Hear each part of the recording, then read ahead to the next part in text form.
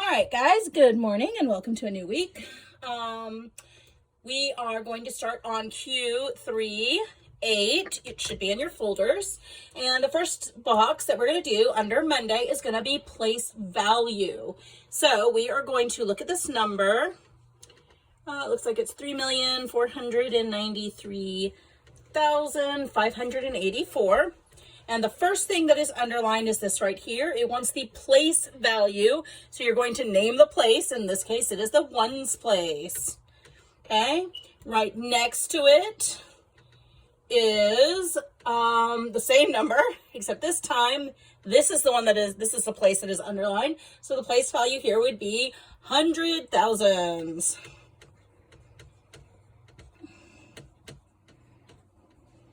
Okay. Make sure that you got both of those right, and we will move on to our next one. Okay.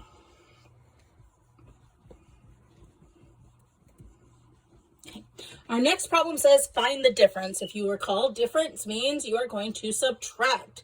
So we start with 74,230. We are going to subtract 8,498. And we'll see what we get. So, you cannot take 8 away from nothing. So we are going to have to regroup and borrow. So we are going to take a group of 10, move it over here. So now we have 10. 10 minus 8 leaves me with 2. Okay. You cannot take 9 away from 2. So let us regroup and borrow again. We are left with one whole group in the hundreds and 12 groups of 10. 12 minus 9 leaves me with 3. Okay, again, we cannot take 4 from 1, so let us regroup and borrow again. So now we have 3 groups of 1,000 and 11 groups of 100. 11 minus 4 leaves me with 7. Yeah, 7. Sorry, brain fart. All right, cannot take 8 away from 3, so let's regroup and borrow. Okay, now we have 13 groups of 1,000. 13 minus 8 leaves us with 5, and then 6 minus nothing leaves us with 6. So our answer is 65,732. Okay. All right. We're doing great, guys. Hopefully, so far you've gotten them all right. If not, and you cannot figure out where you went wrong, just shoot me a message in the comments below, and I will help you out with that. Okay, our next box says find the quotient. So we have 4, and we are dividing it into the number 5,403, okay? You can do this either way. I'm going to do it with the partial quotient this time. So partial quotient says we are going to just come out to the side, and we're going to do 4 times 1 is 4. 4 times 10 is 40. 4 times 100 is 400, and 4 times 1,000 equals 4,000. Okay, we can get, not enough zeros on that one, we can group a group of 4,000 out of a group of 5,403. So the first thing I'm going to do is I'm going to say out to the side, we're multiplying by a group of 1,000. 1,000 times 4 gives me 4,000, as we noted over here. We are going to subtract and see what we have left. So we have 1,403 left. Okay. We cannot get another group of 4,000. We can go multiple groups of 400, but I'm going to start partway there. I'm going to see what half of 1,000 gives me. So 4 times 500 gives me 2,000. 2,000 is still a little bit too big, so I'm going to go 4 times half of this, which is 250. 250. Okay. Or you can make it even easier. Just do 4 times 200. Okay, 4 times 200 gives you, 800. Let's try 4 times 300. 4 times 300 gives you 1,200. That we definitely can do. So we're going to put a 300 out here. 1,200. We are going to subtract. We are left with 203. Okay, 203 falls between 4 times 100 and 4 times 10, which is 40. So let's go, well, if 50. We go half, it's going to end up being 4 times 50 is 200. 200. Thank you, Maribeth. Which is just about enough. So let's do that. 4 times 50 is 200. We subtract, we end up with 3. We cannot get another group of 4 out of this. So we are going to add up everything that we multiply. Everything that we multiplied by. So that's a 0, 5, 3, 1. We're going to put it back up here. Oops. That's a 3, not a 2. Sorry. Make sure you get the right numbers. Again, big error I see is when you are transferring things. And the remainder is this number that we have left down here, which is 3. So it is 1,350 with a remainder of 3. Okay, if you have any questions or you want me to redo it using the classic style, just shoot me a note at the bottom and I will happily do that for you. Okay. Sorry, it takes forever to erase with this tiny little eraser. All right. Dooby-doo, wanna be like you. Ooh. Yeah, get some Disney music in there. Okay. All right, our next box says, oh, it's a word problem. I love word problems. A salesman sold 345 iPods. Write that down because it seems important. This month, if he sells this amount every month for the next 12 months, how many iPods will he sell? Well, how do we figure this out? We want to know if he sells this much in 1 month, and we want to know for 12 months, the number's increasing by the same amount each month. So that means we are going to multiply by 12. Okay? All right.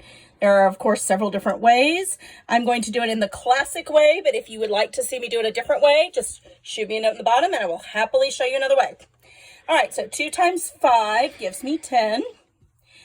I put the 0, I carried the 1. 2 times 4 is 8, plus 1 more is 9.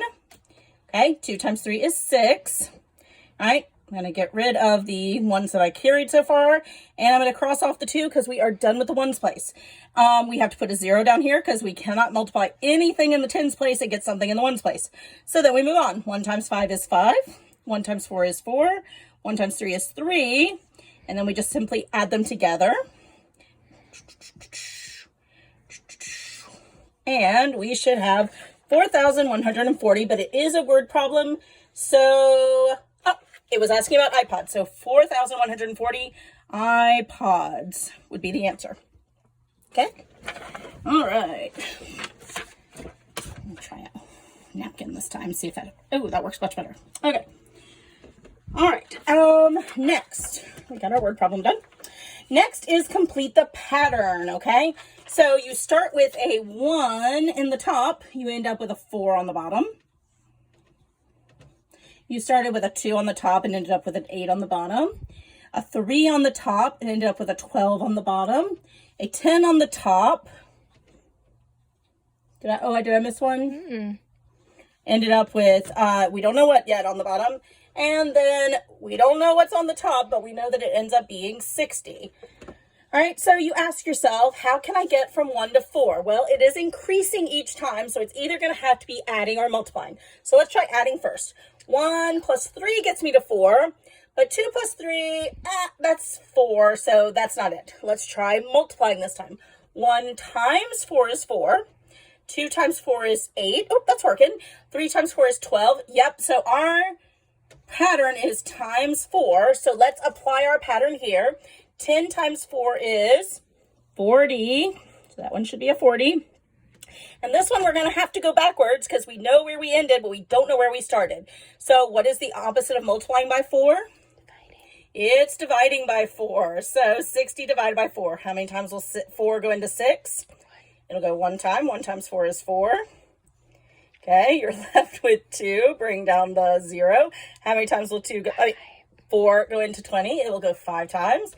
5 times 4 is 20.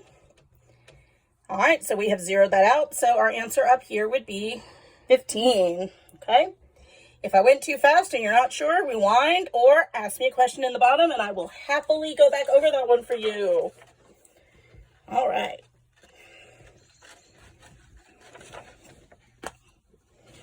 Okay, our next one is, yay, another word problem. I do love word problems. Okay, on Monday, Chris ran for 10 3/4 minutes.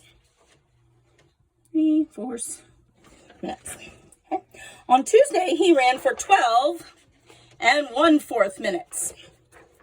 How many minutes did he run all together? Oh, when it asks all together, you know that that means to add. And when we are adding with fractions, we always do the fraction part first. 3/4 plus 1/4 equals 4/4. Okay. 10 plus 12 equals 22. We cannot leave it as 22 and 4/4. So how many times will 4 go into 4? One whole time. So we're going to add that 1 to the 22, and it will end up being 23 altogether. And because it is a word problem and the word problem said minutes, you have to add your units, which is minutes this time. Okay? Any questions? Ask me down below. I will get back to you. All right. Let's see. Miss Davis is falling over. Don't fall over. I know you can't see it, but I'm in a little tiny nook in my corner here.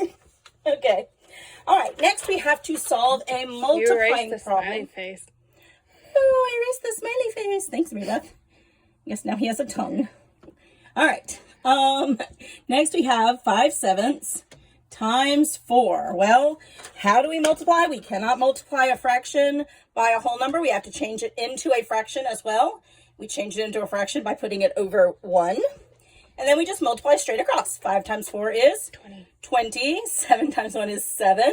Cannot leave it like this, so tip it on its side. How many times will 7 go into 20? 2. It will go 2 whole times. Okay, And 6. with 6 left over, and you put that 6 back over the 7. So your answer is 2 and 6 sevenths. All right, guys. Trip over your words. Yeah, don't trip over my words. And I need both hands for this. I have to get one of the girls to record me. Okay. Let's see. Oh, we're just 2 more boxes. We are rolling right along today. All right. So we are going to compare decimals. We've got 63 hundredths, and we are comparing that to 49 hundredths, okay? And what is the rule? The rule is always look at the largest place value first. In this case, it is the 10th place. So 6/10, 4/10, that's pretty easy. 6/10 is bigger than 4/10, so that's going to be a greater than sign. Okay. Next we've got 3 hundredths, and we are comparing that to 3/10. Okay. What is the rule? You cannot compare them until they both have the same number of place values after the decimal. This one has 2, so we have to make 2 here. What do we use as a placeholder? That's right, we use a 0. And once we do that, it's pretty easy to see that 30 hundredths or 3/10 is bigger than 3 hundredths. Okay.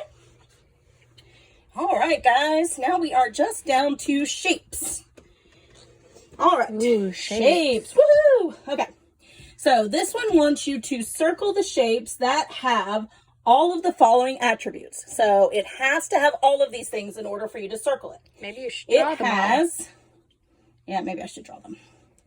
So we have this very long, skinny rectangle. We have a triangle. We have, hold on. How many sizes is that? 6. Yeah, it's a hexagon, Mom. We have a hexagon. A really ugly one. I'm sorry about that. Here's my ugly hexagon. We have a square somewhere over here. Yep. And a diamond. We have a diamond down here. We have, a rhombus. Those are fun. Rhombus. So fun. And we have a parallelogram. Parallelogram. All right. Parallelogram. All right. So, the 2 attributes that it has to have 2 sets of parallel lines. So, it has to have at least 2 sets of parallel lines. Let's cross off what doesn't.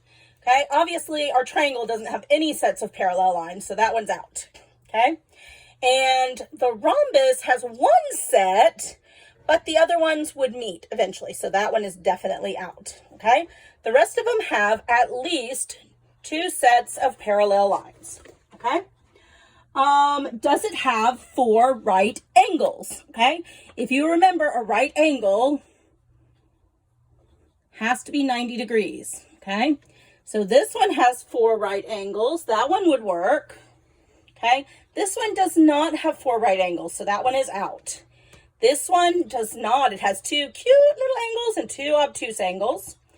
So sad. Oh, I did not draw this one, Rel. Hold on. Let me redraw that one so it's easier. If on your paper it looks right.